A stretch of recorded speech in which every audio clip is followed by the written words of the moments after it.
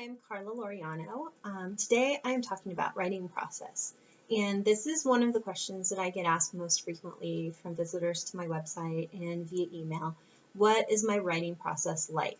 I actually write pretty quickly, which is good because I have had 5 books published in the last 2 years. I've written almost 6. One of them was obviously completed before that 3-year mark. And so as I started writing more under deadline, it's become really important that I am able to write quickly and accurately to meet my deadlines. But this was not something that was easy for me at first because even though I've always been a fairly fast writer, I was a total pantser. I never had any idea what I was doing when I sat down at the computer. I would start with just kind of an idea or character or a setting, and I would just see where it went.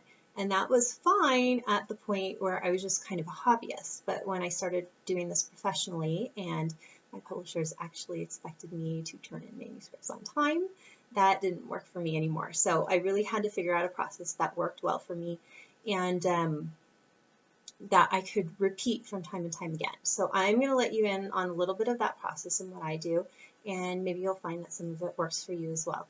The first thing that I start with is a marketing handle. And that is kind of just the hook, that sort of thing that you see on the back of the book or the front of the book that's supposed to hook you in. Sometimes I come up with a good one, sometimes I don't. So for the first book that I published, which is 5 Days in Sky, the marketing handle for that one was she has 5 days to save her career, he has 5 days to win her heart. And I actually liked that one, even though it didn't end up getting used on the final book. I used it in marketing a little bit because it helped me focus on what I was going to be writing about. The one that, for my most recent book, London Tides, they settled on one that said, will Grace give up her picture-perfect career for a second chance at love? So that gives you just kind of an idea of what we're talking about for marketing handle. It's just something that is supposed to hook the reader in, and I find that it can be kind of helpful to start out with that in mind. What is going to be the thing that's going to make this book unique, and what do I need to focus on as I am starting to write the story? Once I already have that down, then I write the back cover copy. And I know a lot of people that don't do this until after the book is done, but I find that if I wait that long, I have all of these details in my head, and it's really hard for me to focus on what I want to actually put in the back cover copy. So I do that first before I do anything else, before I start plotting, before I start writing. And usually the final version turns out to be pretty close to what I started with. And that can also be helpful to keep me on track so that I know that I'm not flying way off on a tangent as I'm writing. Sometimes those tangents are a good thing and I make good discoveries, but sometimes it just means that I'm going to have to go back and rewrite. So I try to stick as closely to the original idea as I can. After I write those two things, which are more of marketing pieces, then I start developing the characters. And I use a custom worksheet that I've developed over the last couple of years. It's mainly based off of the one in this book, On Writing Romance by Lee Michaels. I actually recommend this book for everyone, regardless of whether or not you are a romance writer. It's actually a really good book on craft, and it talks about conflict and characters and structure. But the thing that I like most about it is it has a really detailed questionnaire in here that you can use to fill out the details of your characters. And so I will spend a couple of days, once I already know what I want to talk about or what my characters are going to be about, just working on the characters. And some of the questions are things like, what is their biggest secret that they don't want anyone else to know about? Or what point in their life made the most impact on who they are now?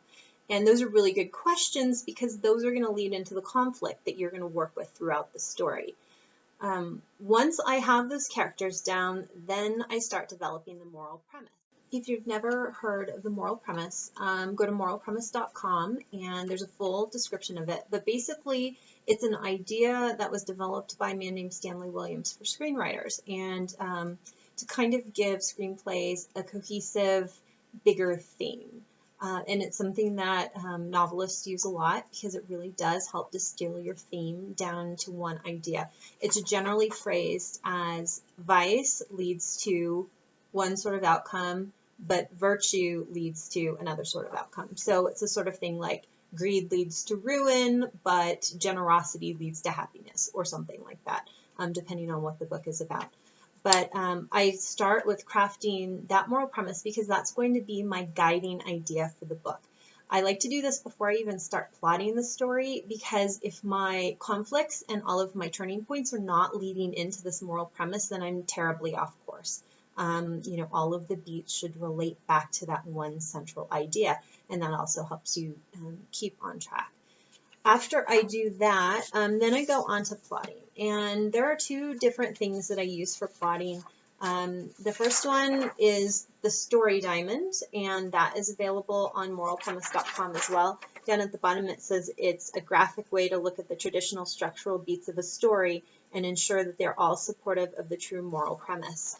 I use that a lot for the last couple of books, the fantasy novels that I wrote, because it's very supportive of the hero's journey structure, and that's one that I obviously would use for the fantasy quite a bit. But as I've been writing more romance, I actually prefer, this is my little worksheet that I made up, I actually prefer a method that Susan Meissner detailed in a workshop at ACFW conference in 2012 called, what is it called? Plot Your Novel in 30 Episodes. And I'll put a link to a short blog post about that that I found underneath the video, so you can check that out if you want.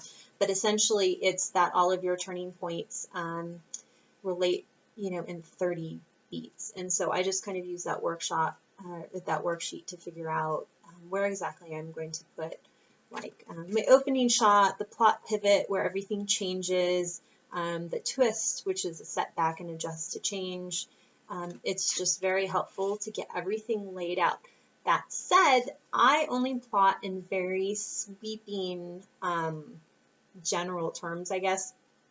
I still do have a little bit of that pantser in me, and if I plot everything out down to the last detail, it drives me crazy. I get so bored with the story, I don't want to finish with it.